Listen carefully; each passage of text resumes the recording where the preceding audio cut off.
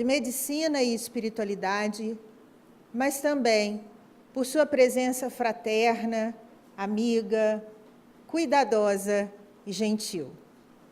Sérgio Felipe de Oliveira é médico e coordenador da Unispírito, uma universidade livre, que tem como proposta a difusão do conhecimento de saúde e espiritualidade, a capacitação de profissionais da área que possam olhar para o paciente e vê-lo como ele realmente é, não apenas corpo, mas, antes que tudo, espírito. Num trabalho vigoroso de décadas, ele vem falando ao mundo a respeito do espírito. E nós temos uma grande alegria de receber nosso irmão Sérgio Felipe em Juiz de Fora, na Semana de Kardec.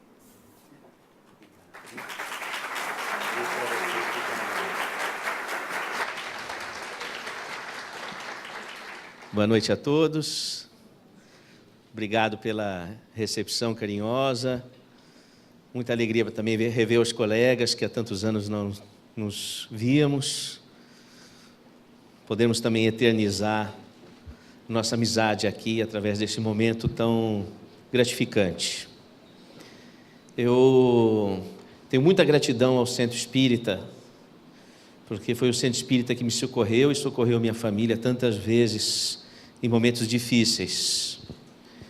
Então, poder falar num Centro Espírita é uma retribuição de gratidão por tudo que eu recebi nos meus anos de vida e tenho recebido junto a gente que tem família, tem filhos, sabe quantas coisas a gente passa e que necessita de amparo, e o Centro Espírita está sempre ali, com aquele abraço seguro, nos dando estímulo, força, correção, estrutura, conhecimento, afeto. Então, muito obrigado a todos que mantêm essa estrutura desse Centro Espírita, que eu acho que o trabalho de tantos anônimos, às vezes, não é? É de extrema importância. Eu vim aqui para falar sobre aspectos científicos da passagem de Jesus,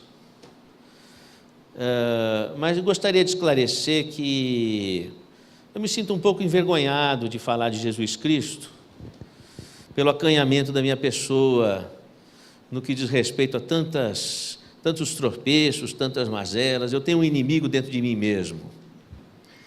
Mas já me sinto à vontade se a minha fala puder contribuir para que todos nós possamos cada vez mais nos direcionarmos no entendimento do que significou a estada de Jesus entre nós e do que significa suas irradiações. Aí já fico mais à vontade, não é?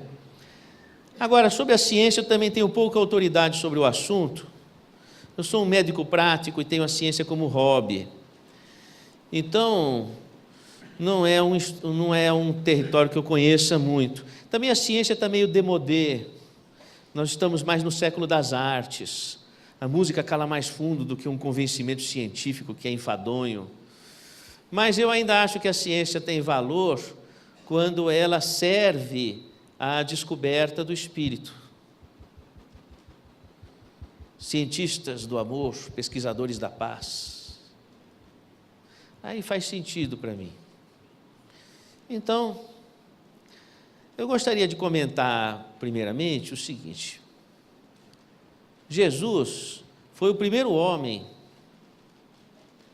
que exerceu, apregoou e exerceu a fraternidade irrestrita. Antes de Jesus, ninguém fizera isso. Podia ser solidário, se fosse fariseu com fariseu. Não fosse fariseu, podia morrer. O romano era solidário com o romano, mas se fosse egípcio, podia morrer. Também na Índia, solidariedade daqueles da mesma casta. Não fosse da mesma casta, não. E assim também por todo o mundo. Quer dizer, o indivíduo que chega dizendo da solidariedade aberta e restrita entre todos, isso era uma heresia, era uma aberração para a época. Como que é possível? Inclusive, o indivíduo que ficava doente e inválido e não representava mais a raça, era jogado para o Vale dos Leprosos. Você veja, até o século XVIII, o hospital não era lugar para tratar doente. O médico não ia até o hospital. O hospital era assim, ficava doente e ia para o hospital, mas não era para tratar, era para separar aquele indivíduo doente da sociedade, para não contaminar a sociedade. E ia para o hospital, iam todos os enlouquecidos, os doentes físicos, os infectados, iam também os criminosos, tudo para o hospital. E o hospital era construído à beira-mar, porque quando lotava o hospital, punha tudo num barco e jogava à deriva. Aquilo que Michel Foucault vai chamar da nau dos insensatos. Só depois, no século XIX, XVIII para o XIX, que começa o médico ir até o hospital a partir do lema da Revolução Francesa, igualdade, fraternidade. Como é que é? Igualdade, fraternidade e liberdade, não é? Então, aí, com esse ideário de igualdade, houve um sentimento de irmandade para com os doentes. Então, aí o médico entrou no hospital. E foi aí, por exemplo, que Philippe Pinel, entrando no hospital, ele se identifica com os pacientes de psiquiatria, resolve separar para ajudá-los, não é? Então, você veja, essa solidariedade irrestrita, até meados do século XVIII para o XIX, não existia nem sequer no hospital. A fraternidade irrestrita na humanidade, nós estamos um pouco distantes ainda, porque existe o racismo, existe o sectarismo nacionalista, o sectarismo religioso. A Mirna não recitou aqui a comunicação primeira que tem no Evangelho, que os céus iriam espalhar pelo mundo como as estrelas, né, por todos os cantos. Então, o Espiritismo está presente em todas as religiões, em todas as culturas do planeta, porque foi espalhado o conhecimento em todos os lados.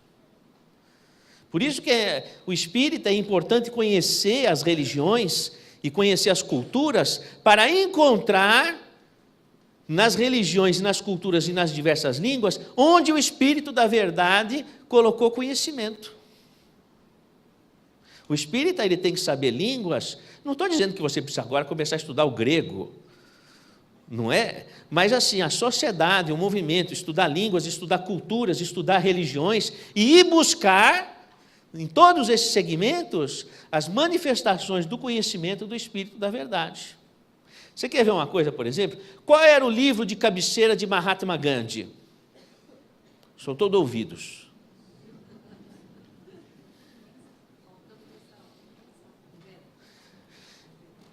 Era um livro chamado Deus. Sabe quem escreveu esse livro? Leon Tolstói. No mesmo tempo que Kardec estava fazendo a codificação, Leon Tolstói escreveu Deus, que é um tratado de pacifismo. É o maior tratado de pacifismo do planeta. E ele carregava debaixo do braço, Leon Tolstói. Não é para os espíritas estudarem Leon Tolstói? Lógico que é. Você sabe que eu fui passear de navio, de férias, e tinha um garçom que era ucraniano. E eu perguntei para ele, como é que é lá na Rússia e na Ucrânia essa questão espiritual? Ele falou, o pessoal tem muita espiritualidade lá. Inclusive no russo, que eu não sei pronunciar, quando você fala obrigado, você na verdade está dizendo, fica com Deus. Em russo, que eu não sei falar, mas a palavra que para a gente é obrigado, eles querem dizer, fica com Deus. E existe muito de espiritualidade em muitos aspectos da literatura russa, por exemplo, e da mesma época de Kardec. Assim também você vai ter no Oriente, assim você vai ter na África, assim você vai ter nas tribos indígenas, assim você vai ter no catolicismo, no protestantismo, ninhos de expressão de conhecimento que o Espírito da verdade colocou ali. Estou sendo claro, gente, na questão. Então, você quer ver uma coisa?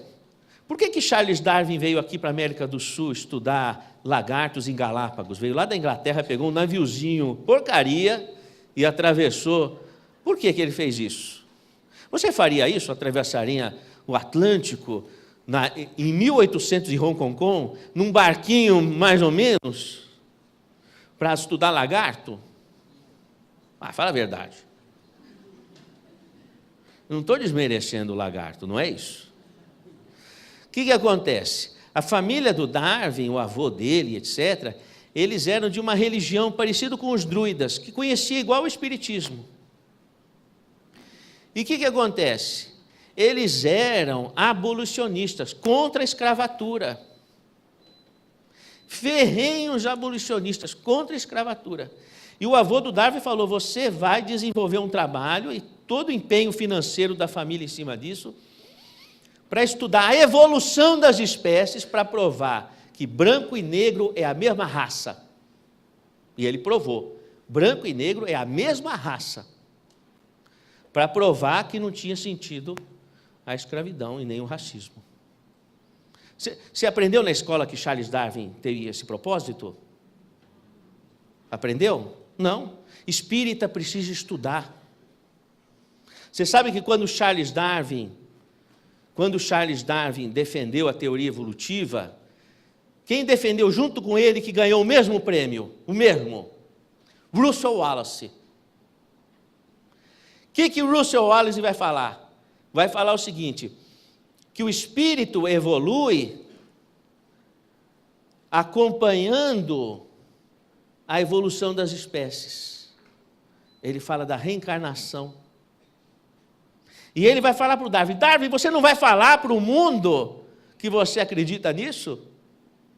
E quando o Russell Wallace fala isso, ocorre uma conspiração do silêncio. Hoje você vai no Museu de História Natural de Londres e não tem a estátua do Russell Wallace, mas ele ganhou o mesmo prêmio do que o Darwin. Porque ele falava de reencarnação. O Russell Wallace era espírita. Vocês já ouviram falar do Sherlock Holmes? Teve até aquele filme do Sherlock Holmes, não é? O Arthur Conan Doyle foi o escritor que inventou esse personagem Sherlock Holmes. Inclusive o Sherlock Holmes tinha psicometria, um tipo de mediunidade, que você toca num objeto e você vê as coisas.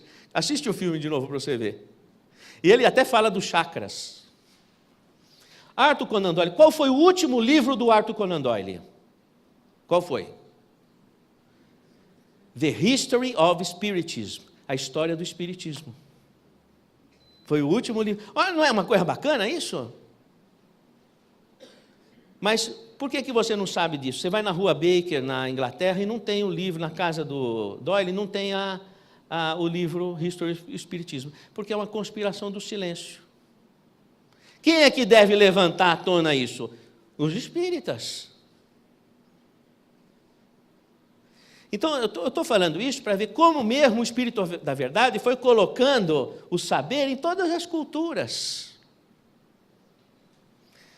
Então, eu dou muito valor a esse conceito de solidariedade aberta, em que não há sectarismo religioso, mas você vai abraçar e se abrir para todas as esferas de conhecimento que formam uma coesão, sobretudo no que diz respeito a essa questão do Espírito da Verdade, que é a esfera crística, ter, na época do século XIX, iluminado todas as culturas. Nós temos que ir atrás disso. Fui claro na questão, gente? Tá? Então, quando você fala espírita, se imagina numa janela aberta para o mundo, e não numa casa fechada, com estantes com poucas prateleiras. Imagina uma janela, que o Espiritismo, tudo isso daqui, gente, é uma janela para você conhecer tudo, conhecer o mundo. É um primeiro passo para você poder conhecer muito mais. E Jesus, ele é interessante porque é o seguinte, Jesus foi antecedido por Sócrates e Platão. Tanto que no Evangelho segundo o Espiritismo, o Evangelho segundo o Espiritismo começa com a doutrina de Sócrates e Platão. Por quê? Porque Jesus, ele segue a mesma linha no pronunciamento dele, de Sócrates e Platão. O Sócrates, ele pregava andando também nas comunidades e foi condenado à morte como Jesus. Só não foi crucificado, foi condenado à morte por cicuta. A mulher do Sócrates era uma lavadeira, chamava Xantipa. Ela achava que o Sócrates era vagabundo, porque ele não trabalhava assim na enxada, ele era filósofo. Não é? Quando ele chegava perto da casa dele com o discípulo, ele falava para o discípulo, olha, lá o trovão, era a Xantipa, com um pote de urina. Quando ele chegava perto, ela jogava em cima dele. Ela era brava, a Xantipa, não é? Mas quando ele foi condenado à morte, ela foi para a prisão, aflita, visitá-lo. Sócrates, Sócrates, fostes condenados à morte.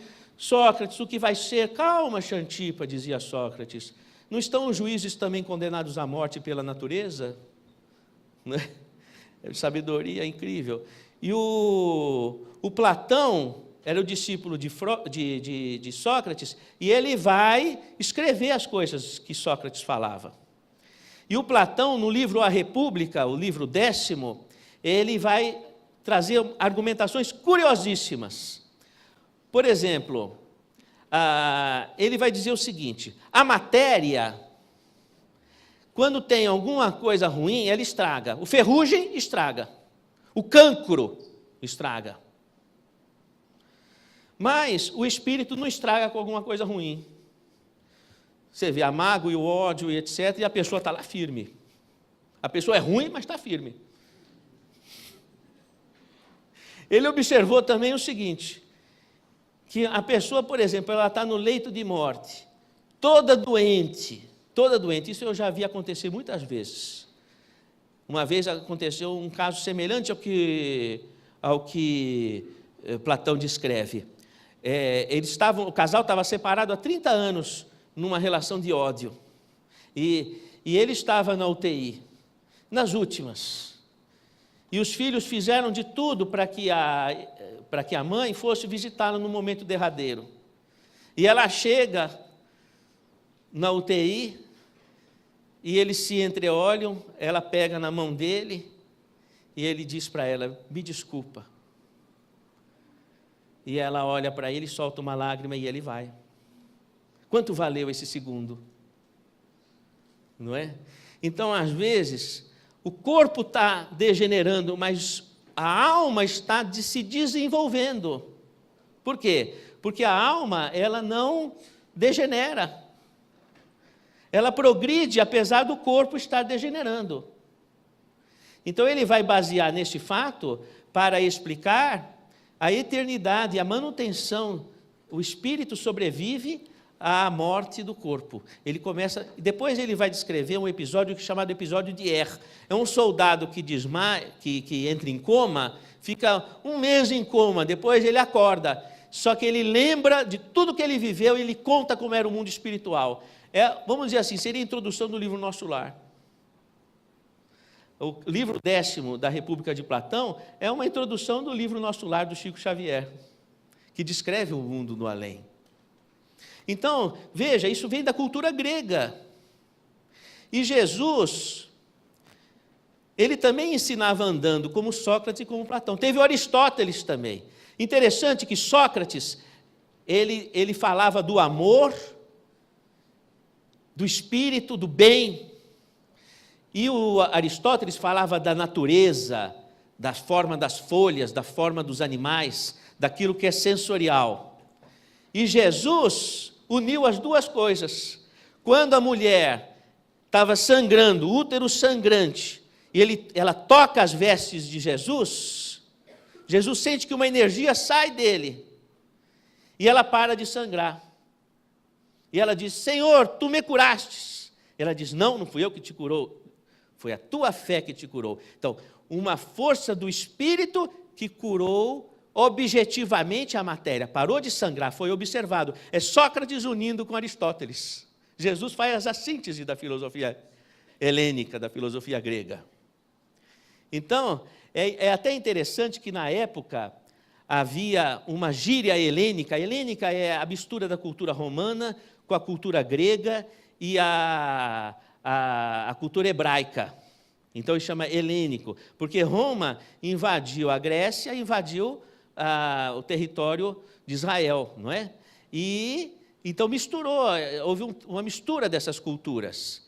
Então começou a misturar as línguas, as culturas, etc. E existia uma gíria que dizia assim, quando uma pessoa era dotada de grande força física e espiritual, dizia assim, ele é filho de Deus com uma mulher mortal. Então Hércules era filho de Zeus, que é Deus, com Alquimena, que é uma mulher mortal. Jesus é filho de Deus com Maria. Era uma gíria helênica que queria dizer, ele é dotado de grande força física e espiritual, porque ele vinha dessa cultura. Agora, nós temos muito ainda a conquistar na direção de Jesus, que é a fraternidade irrestrita.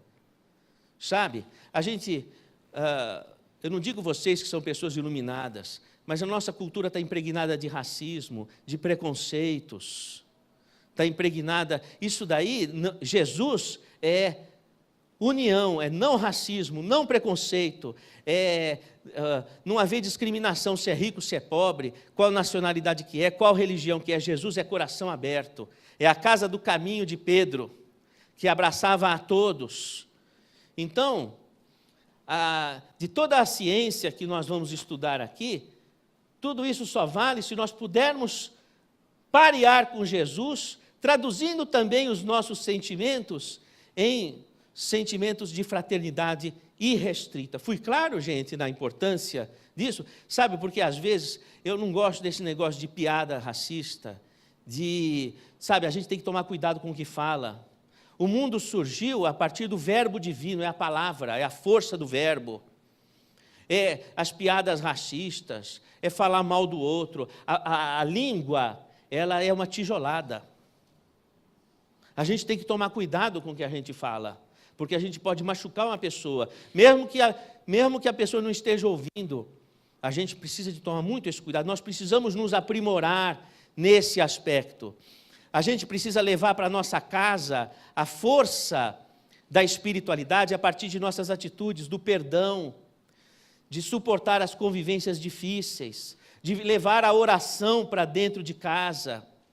Nós precisamos selecionar o que a gente ouve na televisão, no rádio, para ter ouvidos para cativar o que é de bom. Você vê as crianças jogando videogame de violência. Mas isso daí só é uma coisa virtual, não é real. Mas depois um menino chega atirando no cinema e mata os outros por causa do videogame. Quem construiu isso? A sociedade que patrocinou. Então na nossa casa tem que ter uma cultura de paz. Isso é Jesus. Essa é a ciência de nosso Senhor. É aquela atitude. 20% da população brasileira é alcoólatra. Então como é que eu posso ter uma geladeira cheia de cerveja? Como é que pode? Porque você está pensando, não estou dizendo vocês, estou pensando no pessoal lá fora. Você pode dizer, é o seu prazer, mas o seu prazer tem que ser exemplo para quem está sofrendo, que são os incestos, as relações incestuosas, que ele chega alcoolizado em casa, molesta a filha, molesta o filho, ou agride a esposa, são os assassinatos, os acidentes de trânsito. Como é que eu posso ter um engradado de cerveja na minha geladeira? Só se for sem álcool. Então, isso é Jesus Cristo na atitude. Não é a pessoa ficar amarrada num moralismo, mas é ter consciência social, consciência humanitária, saber para onde vai o sofrimento humano. Nós estamos com um suicídio a cada 25 minutos no Brasil. No mundo é um suicídio a cada 45 segundos. Como é que eu posso me distrair e não olhar para os lados para ver o que está acontecendo? O descalabro da maconha, que faz um mal tremendo, está sendo tratado como se não fosse nada. É um alucinógeno que faz um mal tremendo para o adolescente. É a falta de diálogo em casa, de esclarecimento. Muitas vezes o casal briga, esquece os filhos. Tem que parar a briga, porque se não tem harmonia em casa, você não consegue educar seu filho. Então tem que passar por cima. Casamento não é namoro. Quando você casa, você assume o compromisso de construir o lar. É diferente do namoro. Então existem outras prioridades na frente. É toda uma construção. O amor é uma construção de uma vida. E se constrói em cima de sacrifício, de suportar um ao outro, e de levar prioritariamente a harmonia para o lar por causa dos filhos, por causa dos nossos filhos, por causa dos nossos netos. Então, isso é Jesus. Jesus não é um rótulo para a gente colocar um selo no carro dizendo sou de Jesus, ou sou isso ou aquilo. Jesus é uma atitude. É como o que é Deus? Deus é amor. Como é que você presentifica Deus? No amor, na atitude de amor. O que diferencia o ser humano dos animais? É que o ser humano é capaz de amar quem não o ama. O animal vai amar quem ama ele, mas o ser humano, não. Ele é capaz de amar quem não o ama. É o perdão. Perdoai os vossos inimigos. Às vezes o inimigo dorme com você debaixo do mesmo lençol. Não estou rogando praga. Estou explicando. É que vocês já são evoluídos. Eu estou falando mais do pessoal lá fora. Porque a gente vem nessa vida para transformar em elos de amor o que era ódio no passado. Por que existe muita ansiedade? O pessoal está sofrendo de ansiedade fóbica, ansiedade de angústia depressiva. Por que está sofrendo de tudo isso? Porque existem sentimentos contrapostos. O passado de ódio e a promessa de amor. Então, as relações de amor e ódio, as relações de sentimentos contrapostos, provocam ansiedade, dá taquicardia, dá dor de estômago, síndrome do colo irritável, dá um nó na garganta, entendeu? Dá uma depressão, uma insônia, uma despersonalização, uma perda de memória, dá um transtorno obsessivo compulsivo, todos derivados da uma insônia, todos derivados desse processo. Então, nós vivemos essas questões. Agora, o que é essa ansiedade provocada pelos sentimentos que se contrapõem nas relações humanas? O que é essa ansiedade? É porque, na dificuldade de lidar com a vida e com as suas mazelas, a gente quer ser Deus. O que quer dizer querer ser Deus? Eu quero que tudo aconteça do jeito que eu quero. Se não acontecer, eu grito, ou eu desmaio, ou eu tenho um treco. Ele tem que ser do jeito que eu quero que seja. Se não for, nossa. Tudo tem que acontecer do jeito que eu quero que aconteça. Se não acontece, pronto. Então, isso daí cria ansiedade, querer ser Deus. É diferente de querer estar com Deus. Querer estar com Deus é confiar em Deus. Confiar que Deus tudo provê. E naquela confiança você sereniza. E aí a sua mente fica clara para você tomar atitude. É como a Joana, esposa do prefeito de Antipas. O prefeito de Antipas se chamava Cusa. Então, Joana de Cusa. Então, a Joana, o prefeito de Antipas, o esposo dela era terrível. Grosseirão dentro de casa. Grosseirão com o filho. Grosseirão com ela. Era um cara que, nossa, difícil. E mais do que isso, ele, prefeito, ele fazia corrupção. Naquela época existia isso. É que já passaram 2000 anos, o pessoal não conhece mais. Mas tinha corrupção. E ela ouvia falar de Jesus, de toda a justiça social, e ela ficava indignada com o marido, que fazia acordo com o fariseu, com o romano, e aquela coisa, aquela maracutaia que só existia 2000 anos atrás. Então, o que ocorreu? Ocorreu que ela falou, puxa, eu preciso falar com esse Jesus. Foi até a casa de Pedro, bateu na porta da casa de Pedro, Jesus atendeu ela e falou, nós viemos para o bom combate sem sangue. Na hora da crise, silencia e procure uma inspiração do alto. E aí você receberá uma inspiração e saberá dizer o verbo doce ou enérgico, conforme a situação. Então, querer estar com Deus é silenciar e fazer uma parceria com Deus, confiando que Deus tudo provê, para que você possa tomar a atitude serena e transformadora. Então, o que melhora a ansiedade e todos os seus derivativos? É a confiança e a fé em Deus. Então, veja como Jesus, ele trazia conceitos tão importantes para a nossa saúde, porque tudo na saúde, salvaguardar das predisposições que vão dizer quais são os nossos órgãos-choques, por onde é que vai bater o problema. Um vai no pulmão, outro vai nos ossos, outro vai no reumatismo, outro vai na tireoide, outro vai nos ovários. Cada um tem o seu órgão-choque, outro vai no estômago. Mas tudo deriva dessa ansiedade. São sentimentos contrapostos. O ódio do passado e as propostas de amor do futuro. E esse jogo de sentimentos de amor e ódio. Às vezes, você pensa assim, você está numa relação e você tem ódio da pessoa, daqui a pouco você está amando. Como é que pode uma coisa dessa? Às vezes brigou uma vez, eu atendi um casal, mas era uma briga feia, ela pulou pela janela, ele saiu chutando o sapato, chamou a polícia, foi um escândalo, não é? A gente falou, é melhor separar, não é verdade? Separaram, foi o maior sacrifício, daqui a pouco estava de beijinho, que nem periquito novamente. Diz assim, briga de marido e mulher, ninguém põe a colher, não é? Então, como é que pode estar odiando tanto e depois amando? Porque é o passado que vem à tona às vezes, e às vezes vem à tona a proposta de reconstrução de elos de amor. E esse jogo que provoca essas ansiedades, que mexe com o corpo, mexe com o organismo, suscita as desordens, suscita as doenças. E aí vem o convite, não.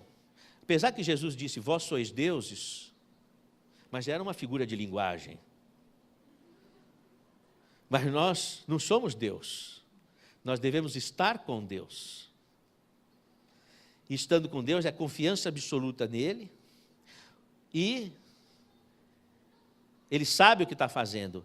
E aquela serenidade te inspira e você vai tomar a conduta certa, falar a palavra certa na hora exata, dizer a coisa correta no momento certo. Veja quanta ciência que tem por trás do Cristo. E o Cristo era interessante o seguinte, ele dizia, vós sois deuses, podeis fazer tudo o que eu faço e muito mais. Ele entregava o conhecimento para todos, ele não deixava só para ele. Ele entregava para todos. Hoje a ciência é assim, é obrigatório você entregar o conhecimento para a população. E ele provava o que falava. Quando ele disse da vida após a morte, meu reino não é deste mundo, depois ele volta para mostrar que ele sobrevivera. Então Jesus, ele falava e ele comprovava sensorialmente. Ele era um cientista.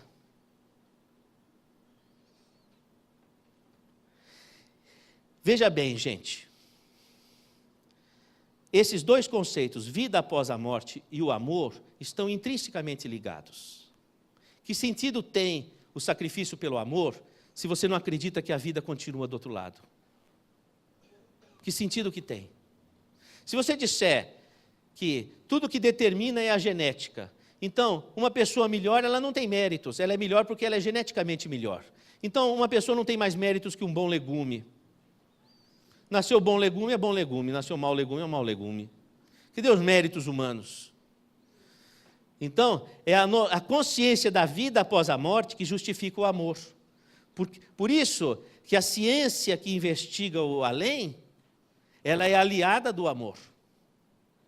Da mesma forma, a reencarnação, o conceito da reencarnação é um produto do amor divino. Uma senhora tinha um filho, e ela era prestimosa com aquele filho, uma senhora humilde, trabalhadora, do bem.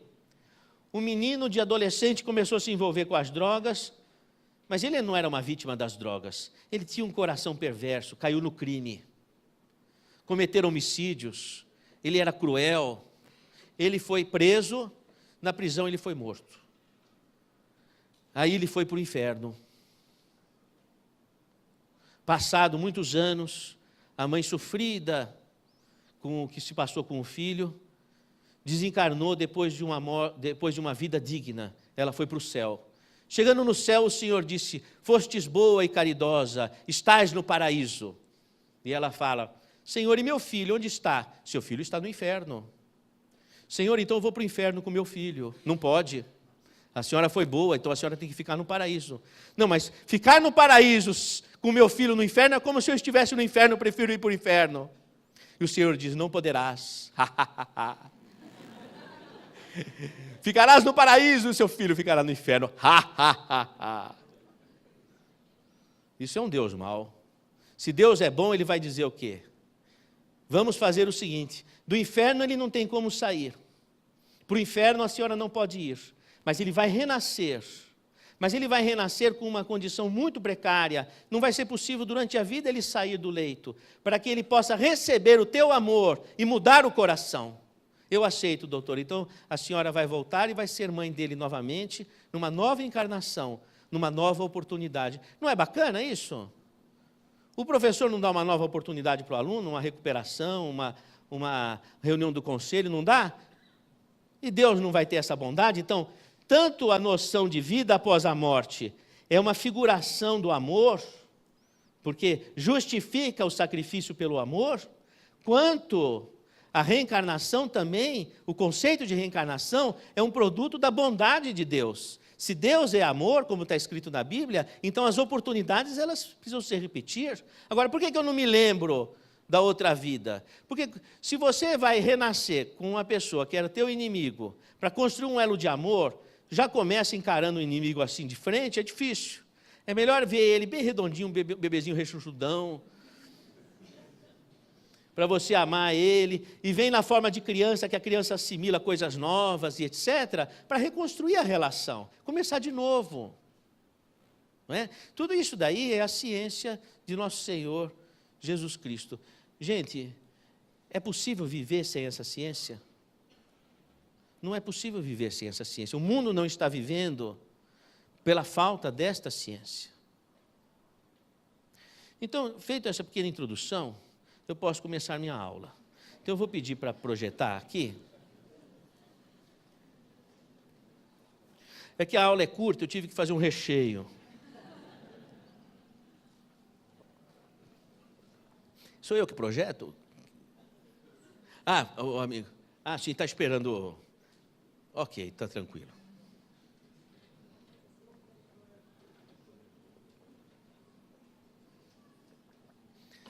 O que eu vou mostrar para vocês?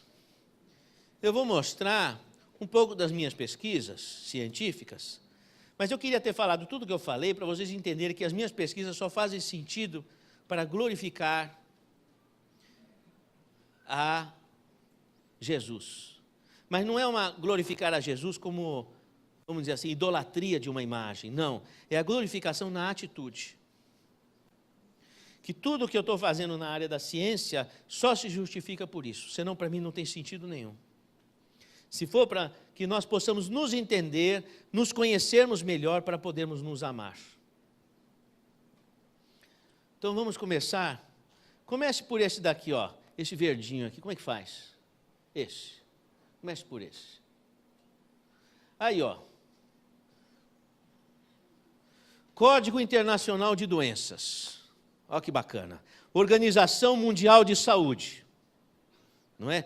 Uma vez eu estava no Hospital das Clínicas e eu estava no setor de transplante de medula e eu pensei em levar a espiritualidade para aqueles pacientes sofridos, não é?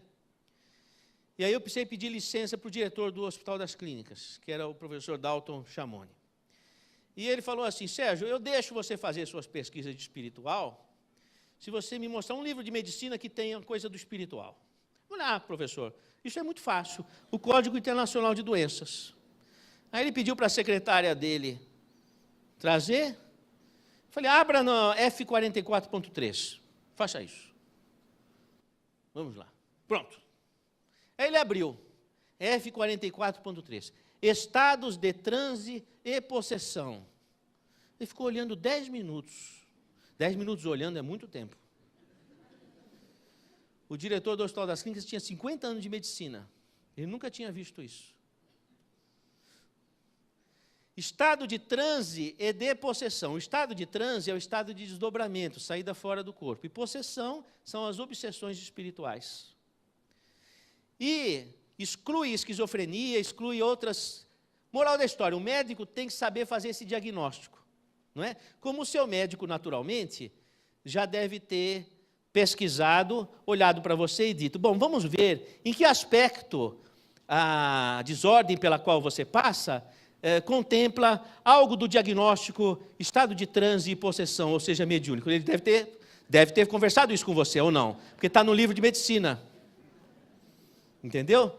Bom, então, o que acontece? Transtorno caracterizado pela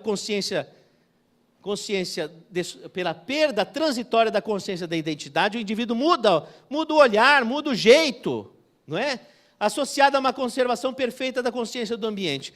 Ele tem uma consciência do ambiente, nada muda à volta dele, mas ele muda o jeito dele. A pessoa olha para ele e fala, ele está diferente. Ele olha para o mundo e fala, o mundo não está diferente, eu não estou diferente. Imaginou um casal assim? Ele fala ou ela fala uns absurdos, porque ela está tomada por um espírito, ou ele está tomado por um espírito. Aí você sofre, depois que passa, você vai conversar com a pessoa, você viu o que você fez? Ele não lembra.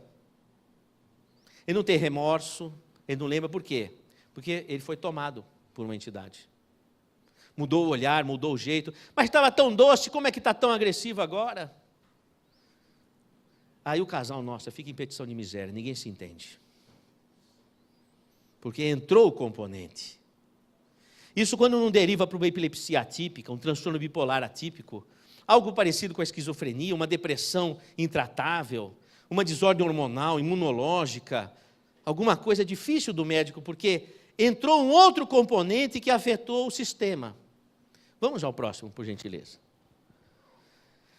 Interessante o manual de desordens mentais da Associação Americana de Psiquiatria, que já está no DSM-5, e já fala muito mais do que eu vou falar aqui. Diz o seguinte, o clínico deve tomar cuidado para não diagnosticar como alucinação ou psicose, casos que dizem, de pessoas que dizem ver ou ouvir espíritos de pessoas falecidas, porque isso pode não significar alucinação ou psicose. A medicina começa a admitir a existência de vida após a morte, a possibilidade da existência de vida após a morte. Tanto que nos Estados Unidos, várias universidades com grants do governo já têm laboratórios de pesquisa de vida após a morte.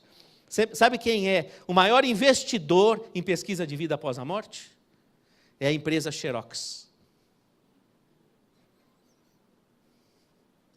Próximo, por gentileza. Bom, pronto. Eu comecei estudando glândula pineal. Esse daqui, ó, você tem uma dessa no meio da tua cabeça. Ela parece um caroço de azeitona, está bem no meio do seu cérebro. É bom você saber o que tem na sua cabeça. Presta atenção, então. Então, a glândula pineal, ela possui propriedades muito interessantes. Vamos ao próximo, por gentileza. Aí, essa é uma glândula pineal já diferente, ela é mais bolinha. Não é? Como é que será a sua glândula? É que esse exame o seu plano de saúde não cobre. Então, vamos ao próximo. Pondo no microscópio eletrônico, ela apresenta cristais. Esses cristais de apatita, eles são estruturas fora de série, são coisas para pesquisas extraordinárias, porque a apatita, ela é um excelente acumulador de informação. Recentemente, eu tenho tido diálogo com o Instituto de Pesquisas Nucleares na Universidade de São Paulo, que faz o submarino nuclear, faz a usina nuclear, etc. Eles estão muito interessados na pesquisa de apatita e nos convidaram para participar de um debate sobre o assunto, para pesquisar estocagem de informação a partir da apatita. Então, a coisa é muito séria nesse sentido. Então, o que acontece? Essa apatita, ela faz com que haja um sequestro do campo magnético. Campo magnético é uma coisa muito séria. Eu tenho conversado com os colegas. Você vai pela estrada, aí você vai no pedágio. Em São Paulo é muito comum aquele pedágio sem parar. Não sei se existe aqui sem parar. Existe? Então é uma empresa que vai além do estado de São Paulo. Você, a 30 metros da porteira, a porteira vê se é você, vai até o seu banco, a sua conta bancária, verifica se você pagou, se pagou, abre, se não pagou, não abre. É ou não é? Como é que ela faz isso? Pela onda magnética. Agora, raciocine comigo. Se uma porteira funciona com onda magnética, você se julga mais que uma porteira? Vamos pensar. Não é? precisa de 2 neurônios para entender isso, imagina o cérebro. Então a pineal, o que acontece? Nós transmitimos pensamento um para o outro, quando estamos no mundo espiritual, a mesma coisa, é uma rede, é uma web mind. É uma rede mental de interações. E então a glândula pineal capta, sequestra um campo que você teve sintonia. Então você captou um pensamento de um espírito ou de uma pessoa, e aí aquilo fica no cérebro. E aí vem um choro que não sabe porquê, uma tristeza que não sabe porquê, vem um pensamento intrusivo, vem uma energia, uma sensação, e aí gira ali no cérebro e provoca alterações. Vamos ao próximo, por gentileza. Aí, aqui é a apatita, coberta por uma camada de tecido conjuntivo. O que eu achei bacana, quando eu vi essa imagem, eu falei assim, puxa, falaram tanto que não tinha bola de cristal na cabeça, e tem. Então, da próxima vez que falar, eu não tenho bola de cristal na cabeça, você fala, tem. Tem. Por isso que Jesus disse, podeis fazer tudo o que eu faço e muito mais, porque você tem essa bola de cristal na cabeça. Vamos ao próximo, por gentileza. Aqui, os cristais, ao próximo, vamos ao próximo. Aqui, próximo. Quando você fratura um cristal, ele possui lamelas, igual uma cebola, que aumenta com a idade. Quanto mais idade tem a pessoa, mais lamelas tem e muda a sensibilidade da pessoa. Por isso que sempre a mediunidade, ela está tendo que ser aprimorada. Quanto mais idade tem uma pessoa, mais a mediunidade vai para o desdobramento. Saída fora do corpo. E mais magnética fica a pessoa. Quanto mais idade tem, mais magnetismo a pessoa tem. Por que a pessoa tem mais magnetismo com mais idade? Porque o metabolismo de nitrogênio é negativo, a matéria vai se consumindo. Desculpa falar assim, mas é o que acontece com o nosso corpo. A matéria vai se consumindo, e como dizia Lavoisier, na natureza nada se perde, nada se cria, tudo se transforma. Se vai sumindo a matéria, porque as coisas vão despencando, vamos falar a verdade. Então, porque vai saindo energia magnética. Então, uma pessoa de mais idade tem mais energia de cura. Por isso que você vê assim, o preto velho, a senhora benzedeira, a pessoa mais idade tem, mais energia de cura ela tem. Então, normalmente, assim, o médico fica muito velho, não consegue mais raciocinar as doses dos remédios, coloca ele para dar passe. É sério. Ele vai curar mais de quando dava remédio. É verdade, porque tem muito magnetismo. Você não pode mandar uma pessoa idosa embora do centro, você tem que colocar ela na sala de cura. Porque ela tem muito magnetismo, a pessoa idosa. Mais idade tem, mais força magnética de cura para ajudar o outro, não é? A gente nunca perde o trabalho, sempre. Vamos ao próximo, por gentileza. Aqui uma pessoa jovem, tem a apatita, o cristal assim. Uma pessoa mais velha, tem muitas lamelas e finas, elas se acavalam, muda a configuração da captação magnética, muda o perfil. Tá? Vamos ao próximo, por gentileza. Aqui, por exemplo, tem perfis muito curiosos. Por exemplo, a pessoa aqui, ela não tem cristais na pineal, ela não tem.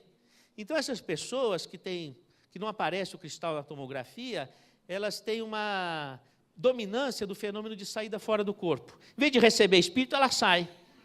É diferente. Porque tem a mediunidade que recebe e a mediunidade que sai.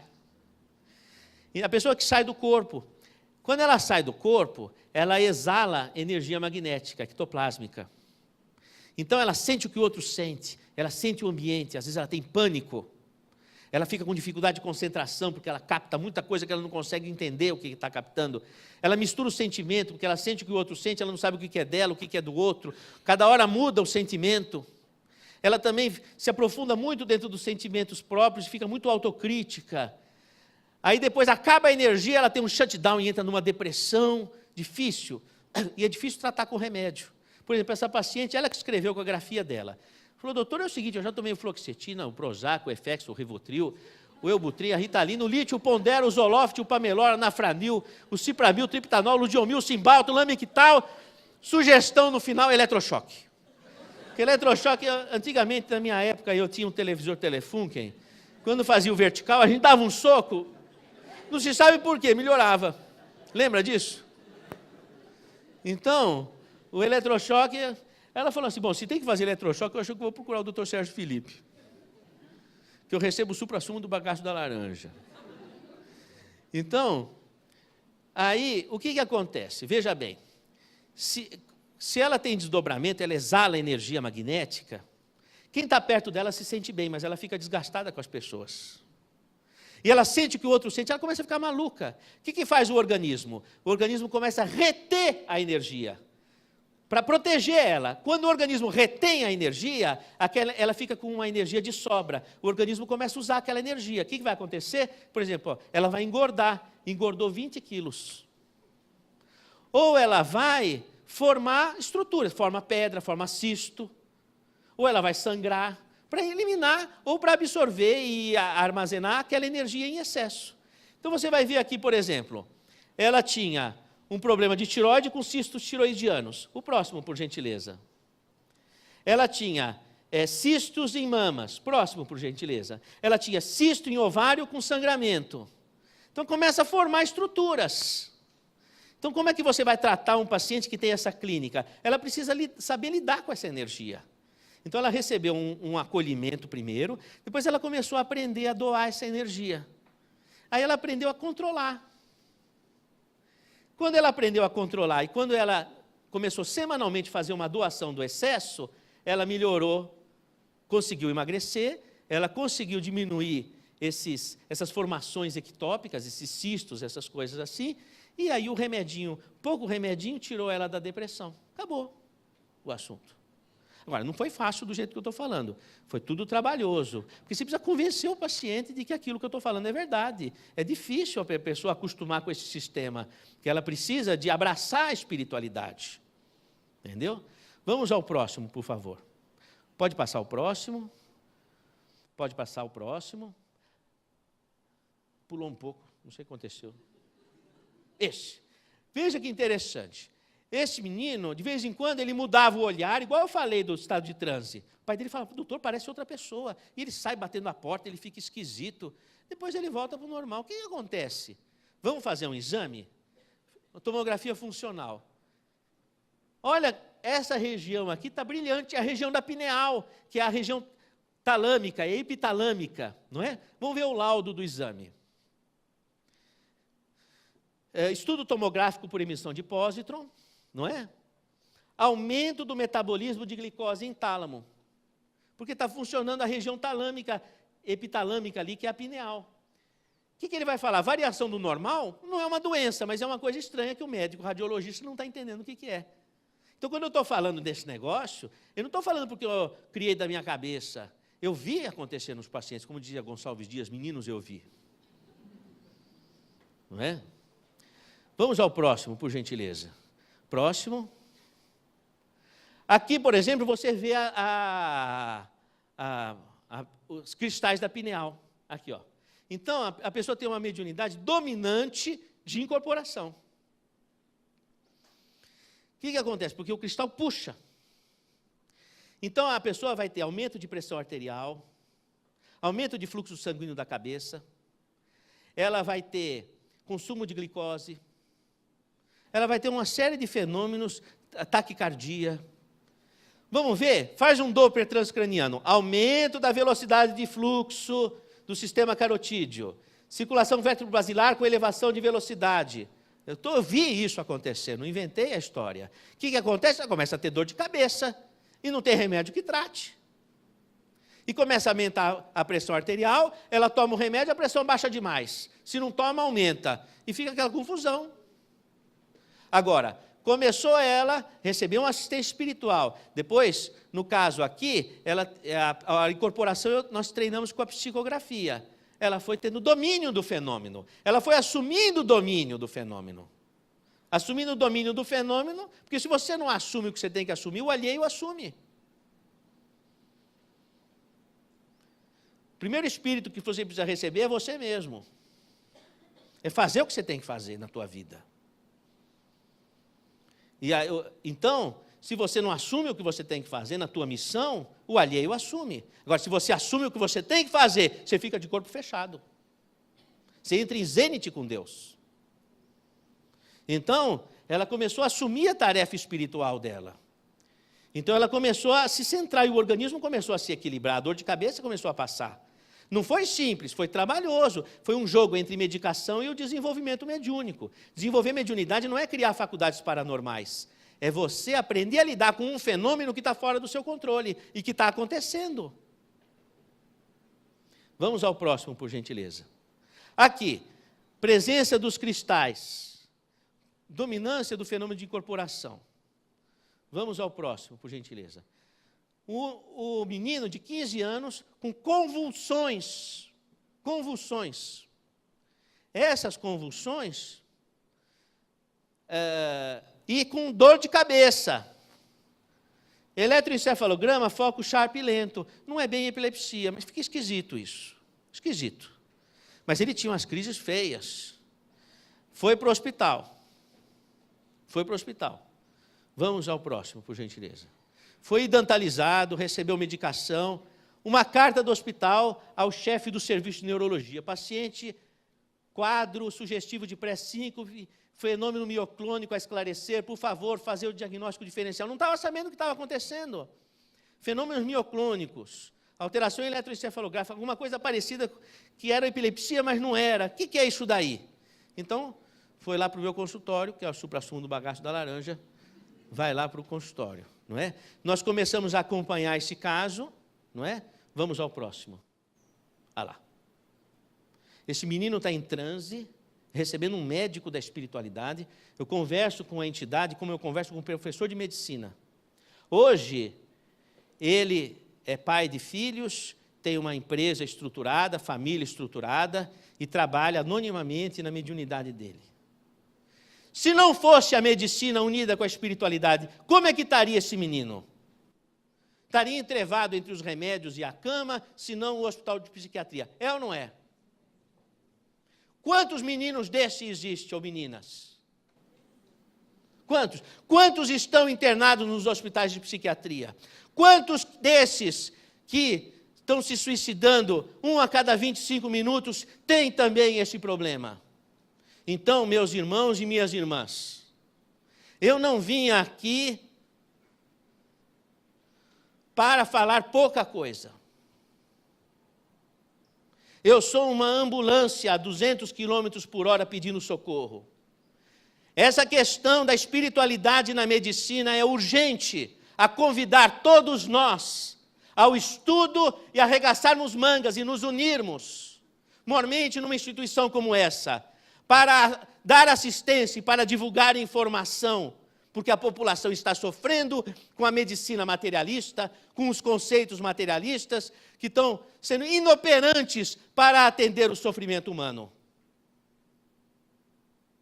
Meus irmãos e minhas irmãs, se nós estamos fazendo aqui uma homenagem ao professor Allan Kardec, ao Mestre Jesus, essa homenagem deve estar alicerçada numa atitude. Karma, do sânscrito, quer dizer atitude. Mudou a atitude, mudou o karma. Vamos mudar o nosso karma. Transformar o karma do sofrimento no karma da realização. A dor da doença na dor do atleta, que dói, mas ele vai itinerante e vibrante em direção à vitória. Vamos transformar os nossos sofrimentos em ações no trabalho, porque nós temos muito a fazer diante de um mundo materialista, em que nós precisamos transformar a medicina e o mundo materialista para socorrer tantos que estão sofrendo nessa situação. Diz que errar sem saber é perdoável, mas saber e não fazer é problemático. Dizia Fernando Pessoa em um dos seus heterônimos: nasceu sem saber falar e vai morrer sem ter sabido o que dizer. Parece uma abelha no campo sem flores. Nós todos temos uma missão, alguma contribuição, numa palavra, numa atitude de estímulo, de presença. Nós temos esse compromisso para com o nosso Senhor, porque há 2000 anos atrás, nos anfiteatros, nós não éramos Madalena na cruz, não éramos nenhum dos apóstolos, mas éramos aqueles que fomos indiferentes, ou que atiramos pedras, ou que gritamos favorecendo que os leões comessem os cristãos. E hoje nós temos que nos reunir para glorificar o Senhor através de nossas atitudes. Quando Paulo atravessa as portas de Damasco, transformado, reconhecendo a força de Jesus, tenho expectativa de que todos nós, ao atravessarmos essas portas, possamos também reconhecer a força de expressão da palavra de nosso Senhor e transformarmos nossas atitudes e nos entendermos também como apóstolos do Senhor. Sim, nós temos muitas falhas. Dizia Paulo, quando faço o bem, trago o mal comigo. Porque quando mergulhamos de cabeça na expectativa de fazer o melhor, levamos também junto à nossa sombra, e com a nossa sombra nós vamos ter que saber lidar. Mas temos que articular nossas ações para fazermos o bem. Então, meus irmãos, minhas irmãs, eu sou professor universitário, vou diplomar vocês. Vocês estão diplomados cientistas do amor, estão diplomados pesquisadores da paz, para que nós possamos nos reconhecer como irmãos uns dos outros, servos do mesmo Deus. Que Deus te ilumine.